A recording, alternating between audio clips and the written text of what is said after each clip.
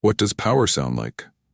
And who decides which accents deserve respect in the corporate world? In the gleaming offices of America's elite companies, the sound of success has often been narrowly defined. But what happens when that definition is challenged? Today, I'm sharing the remarkable story of Amara Vance, a brilliant black woman CEO whose Southern-tinged accent became the target of mockery during a high-stakes business call, only for the tables to turn dramatically when her potential client terminated a $50 million annual contract on the spot. Think about your own voice for a moment. Have you ever softened your regional accent in a job interview, changed your tone in meetings to sound more professional? Or felt the weight of judgment when you opened your mouth in certain spaces? If so, you're not alone. Millions of Americans modify how they speak daily, carrying the invisible tax of linguistic discrimination. This isn't just about hurt feelings or awkward moments. The stakes are real. Career advancement, credibility, and millions in business opportunities hang in the balance, all potentially derailed by how someone pronounces a word. In boardrooms across America, accents become proxies for intelligence, education, and competence, reinforcing barriers that keep talented people from rising to their rightful positions. But what happens when someone with power refuses to accept this everyday form of racism? When the script flips and the person doing the judging suddenly faces judgment themselves? That's the story we're about to explore. A moment where justice arrived swiftly, decisively, and with a $50 million price tag attached. Every time we open our mouths to speak, we reveal layers of our identity, where we're from, our educational background, our cultural heritage. But in a society built on hierarchies, these vocal fingerprints aren't treated equally. Accent bias is the unconscious or conscious prejudice against individuals based solely on how they speak. It's when we hear someone's voice and immediately make assumptions about their intelligence, competence, or trustworthiness. This isn't just casual judgment, it's a form of discrimination with real consequences. Linguistic profiling takes this a step further. Coined by Dr. John Baugh, it refers to identifying someone's social characteristics, particularly their race, based on their voice alone. Dr. Baugh, a distinguished black professor, discovered this phenomenon firsthand when he could secure housing appointments using his professional voice, which people told him sounds white, only to be rejected when he arrived in person. Research confirms this reality. Callers identifiable as black by their voice are less likely to receive apartment viewings or medical appointments. The prejudice isn't about clarity or communication. It's about power. Within American society, we've constructed an invisible ladder of accent prestige. At the top sit the voices of news anchors, the educated elite, and corporate America, voices that align with white, upper-middle-class speech patterns. As you move down this ladder, regional accents face increasing stigma, with Southern, Appalachian, and speech patterns associated with Black Americans often relegated to the bottom. This hierarchy isn't arbitrary. It's a direct reflection of America's racial and class structure. The same system that has historically valued whiteness over blackness extends to voices and speech patterns. When we label certain accents as unprofessional or uneducated, we're not making objective assessments, we're enforcing social hierarchies. At the foundation of this discrimination lies standard language ideology, the belief that there's a single, correct, or proper way to speak. This ideology presents itself as neutral, but serves to maintain existing power structures by framing the speech of dominant groups as the universal standard against which all others are judged as deficient. Take a moment now to reflect. Have you ever made assumptions about someone based on their accent? Have you judged a person's intelligence or competence because they pronounced words differently than you do? These questions aren't meant to induce guilt, but to illuminate how deeply these biases live within us all. Understanding starts with recognition.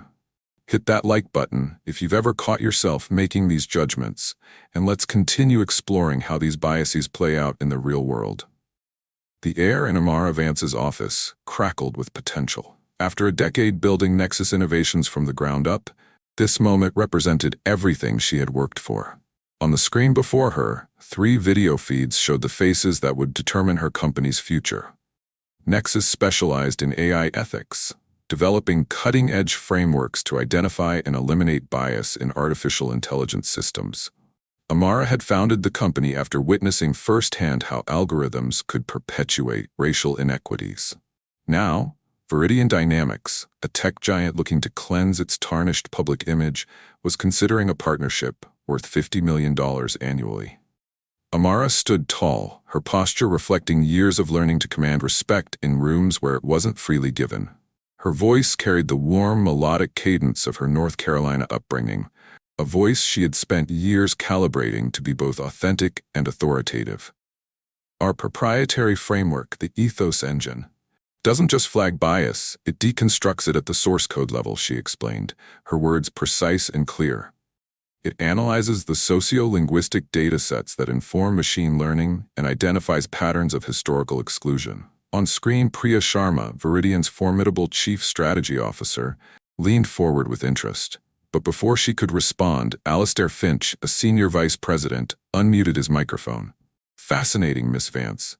Truly," he began, his tone dripping with condescension. "Could you just repeat that last part for me, about the socio-linguistic data? I'm not quite catching your enunciation." The word hung in the air, a polished stone of disrespect. Leo Martinez, Amara's chief of staff, straightened his back. Amara's expression remained neutral. This wasn't her first encounter with this particular brand of dismissal. "Of course," she replied smoothly. "The socio-linguistic datasets are the language and communication patterns from which AI learns. Our engine ensures those patterns aren't perpetuating harmful stereotypes."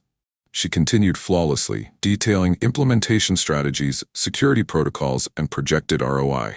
When she used the word algorithm, a cornerstone term in their industry, Alistair interrupted again. "Algorithm," he said, stretching each syllable into a grotesque caricature of her accent, adding an exaggerated drawl. "Sounds like something you'd hear on a porch down south, ha-ha." Nervous laughter echoed from his end of the call. The insult was no longer subtle, it was a floodlight, crude and blinding, designed to diminish her authority and question her intellect based solely on her origins. Amara's composure, forged through countless similar encounters, held firm. She felt the familiar hot sting of anger, the exhaustion of constantly monitoring her speech, her tone, her very presence to be deemed professional. But before she could respond, Priya Sharma's voice cut through the tension like a blade.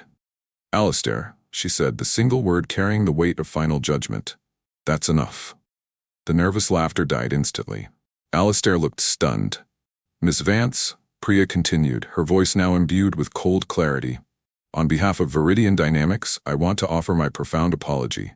What you just witnessed is unprofessional, unacceptable, and not what this company stands for." She paused, then delivered her verdict. "And it is precisely why we will not be moving forward with this partnership. Viridian cannot and will not align itself with individuals who demonstrate such a fundamental lack of respect. The potential for this partnership is terminated, effective immediately." Priya's video feed blinked out. Alistair, face contorted with shock and dawning horror, disconnected seconds later. Left alone with Leo, Amara felt a single tear trace down her cheek. It wasn't a tear of sadness or weakness, it was release. The momentary cracking of a dam that had held back a lifetime of accumulated weight, the weight of being underestimated, mocked, of perpetually proving her worth in rooms where others was simply assumed. She took a deep breath, wiped away the tear, and met Leo's gaze with renewed determination. The battle hadn't been of her choosing, but somehow, unexpectedly, it had been won. Have you ever witnessed someone being dismissed because of how they speak? Or perhaps you've been that person? Share your experience in the comments below. Your story matters in this conversation about respect and dignity in the workplace. Alistair's mockery of Amara wasn't just individual rudeness, it was the visible tip of a massive institutional iceberg. To fully understand what happened on that call, we need to examine the complex dynamics that made such an interaction not just possible, but common. In corporate America, certain speech patterns, including regional Southern accents and African American Vernacular English, AAVE, are often unfairly linked with a lack of intelligence, credibility, or professionalism. This creates significant barriers for Black professionals who face immense pressure to conform to a white vocal standard to be taken seriously. The evidence is everywhere. Black journalists report being explicitly told by editors to sound less country or to adopt the voice of Walter Cronkite in a Black female body, a clear directive to erase their authentic vocal identity in favor of a white, male ideal of authority. This pressure extends beyond media into every professional sector. Consider the 2013 trial of George Zimmerman for the killing of Trayvon Martin. Key witness Rachel Jeantel, who spoke AVE, was widely dismissed by the nearly all-white jury and media commentators as not credible and hard to understand. Her testimony wasn't judged on substance, but on the dialect in which it was delivered, a dialect that linguists confirm is rule-governed and legitimate, but which dominant culture delegitimizes. For many Black professionals like Amara, navigating this environment requires constant code switching, adjusting speech, appearance, and behavior to align with dominant cultural norms. This isn't a choice, it's a survival strategy. The cost is enormous. Misty Gaither, an executive at Indeed, describes code switching as this mask that we wear, consisting of small pauses that Black people have to take in a calculation that is very taxing and tiring. Survey data reveals that 34% of Black employees report code switching at work, significantly higher than their white counterparts. This adaptation is comprehensive, affecting language, reported by 65% of Black code switchers, tone of voice, 50%, physical appearance, 37%, and even hairstyle, 32%. The psychological toll includes burnout, exhaustion, anxiety, and persistent imposter syndrome. The stress of carrying a burden of proof, of constantly demonstrating worth in environments where it isn't automatically granted. What many don't realize is that accent discrimination can cross into illegal territory. While accent itself isn't specifically protected under Title VII of the Civil Rights Act, the Equal Employment Opportunity Commission recognizes that accent discrimination often functions as illegal discrimination based on national origin or race. Companies have paid substantial settlements for similar behavior. Delano Regional Medical Center paid $975,000 to settle a lawsuit brought on behalf of Filipino-American hospital workers who were systematically harassed and mocked for their accents. A car dealership paid $99,000 after a manager denied a promotion to a Nigerian employee, telling him he needed to learn to speak more like an American. Amara's single tear represented the release from a burden many viewers of this channel understand intimately: the exhaustion of constantly proving your worth in spaces where your very voice is used against you. If you're watching this and relating to Amara's experience, drop a comment below. Your story adds to our collective understanding of how linguistic discrimination affects real people every day. Priya Sharma's termination of a $50 million contract might seem shocking, but it represents a sophisticated understanding of modern business realities. Her decision wasn't just morally correct, it was strategically brilliant. In today's business landscape, a company's values aren't just feel-good statements on a website, they're core assets with tangible market value. Priya's swift action wasn't merely emotional, it was calculated risk management. Tolerating overt prejudice represents a significant business liability on multiple fronts. Alistair's behavior signaled a deep-seated cultural problem. As Chief Strategy Officer, Priya's job involves assessing long-term viability. A partnership with a company harboring such leadership is inherently unstable. If a senior executive feels comfortable mocking a potential partner's accent during a formal presentation, what other hidden biases might derail complex, multi-year projects? The reputational risk alone justified her decision. Public incidents of racism have led to consumer boycotts, plummeting stock prices, and mass talent exodus. By severing ties immediately and decisively, Priya protected Viridian's brand from contamination. From this perspective, the $50 million loss transforms into a strategic investment in brand integrity, in the psychological safety of her team, and in the long-term health of her company's culture. The decision sent an unequivocal message to the market, to future partners, and to every Viridian employee. We will not profit from partnerships that violate our core principles of respect and dignity. True leadership is defined not by the deals you make, but by the ones you're willing to walk away from. There's another economic reality at play: the changing demographics of talent and consumers. Companies that tolerate bias face increasing difficulty attracting and retaining diverse talent. When 67% of job seekers consider workplace diversity important and 50% of current employees want their workplace to do more to increase diversity, prejudice becomes an expensive indulgence. The financial equation is clear. The short-term gain of a $50 million contract pales against the long-term costs of enabling a culture of discrimination. Costs measured in talent loss, productivity decline, increased legal liability, and brand damage. Priya's decision illustrates a truth that forward-thinking businesses already understand. In the modern marketplace, ethics and economics are aligned. Respect isn't just the right thing to do, it's the profitable thing to do. This raises important questions about accountability in our own workplaces. If you were in Priya's position, would you have made the same choice? What signals does your company send about which behaviors are rewarded versus punished?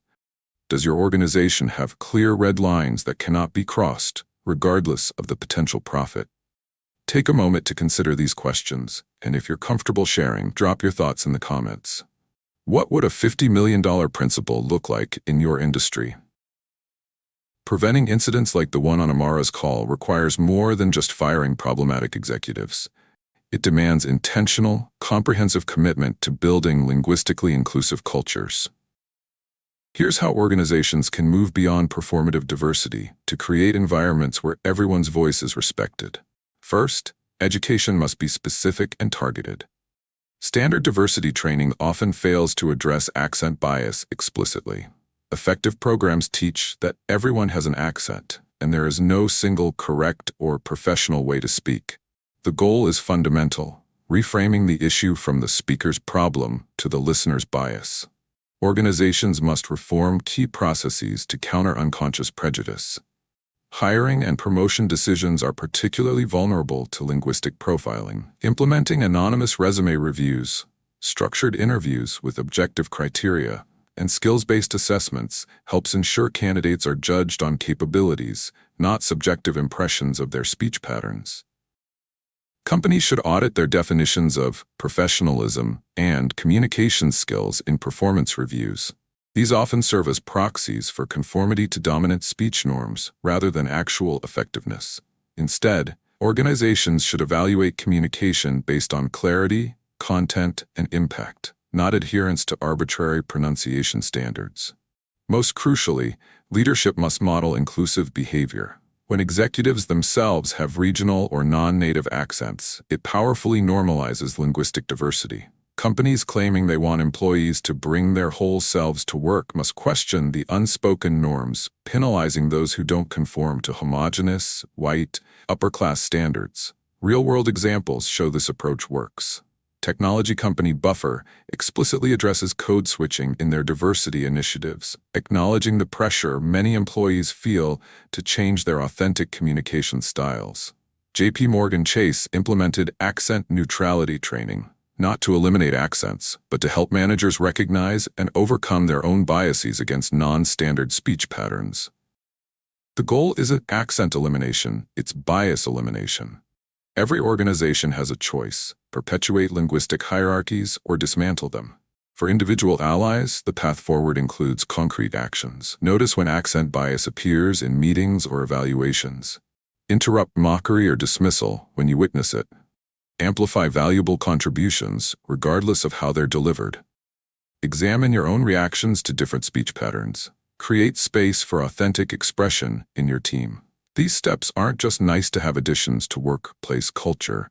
They're essential practices for any organization that wants to access the full spectrum of talent and perspective available in our diverse society. What steps has your workplace taken to address linguistic bias? Or what steps do you think they should take? Share your thoughts below. Your insights might help another viewer advocate for change in their organization. Amara Vance's story represents a turning point, a moment when the script was flipped and the consequences for linguistic prejudice landed squarely where they belonged. For too long, the burden of accent discrimination has fallen on the targets. They're told to take elocution lessons, to practice neutralizing their speech, to erase the very sounds that connect them to their communities and histories. The message is clear. Your voice doesn't belong in professional spaces. Change yourself to fit our narrow definition of competence. What makes this story so powerful is the radical shift in responsibility. Priya Sharma placed the burden where it should be, on those who perpetuate bias, not those who endure it. Her $50 million decision demonstrates that dignity and respect aren't luxuries to be afforded only in prosperous times. They're non-negotiable foundations of business relationships. This isn't just about accents. It's about who gets to belong without having to transform themselves. It's about recognizing that diversity of thought, experience, and expression makes organizations stronger, not weaker. It's about understanding that professionalism too often serves as code for conformity to white, upper-class norms. The tear that traced down Amara's cheek speaks to countless viewers who have carried the weight of code switching, of constant self-monitoring, of never being quite sure if their authentic voice is welcome in the room. That moment of release, of witnessing someone else stand up against the prejudice you've silently endured, resonates with anyone who has waited for allies to speak up. If this story moved you, I'm asking 3 things. First, hit that like button and subscribe to support content that explores these crucial conversations about dignity in the workplace.